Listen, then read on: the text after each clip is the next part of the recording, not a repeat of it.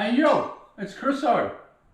What I'm going to be showing you here is, like, I'm a 67-year-old Tyler. This helps me to keep fit and well, is lemon water. So I'm squeezing the lemon in,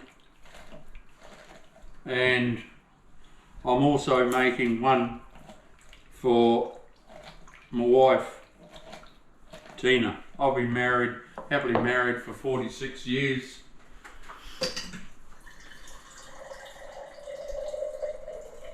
We have filtered water.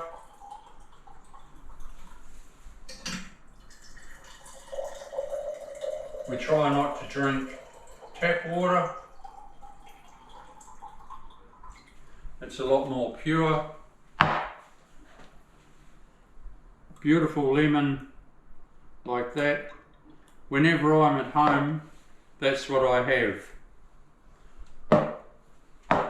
When I'm at work, I'll have a sports drink or two, and that's got the additives because I'm sweating so much. Okay, we'll see you.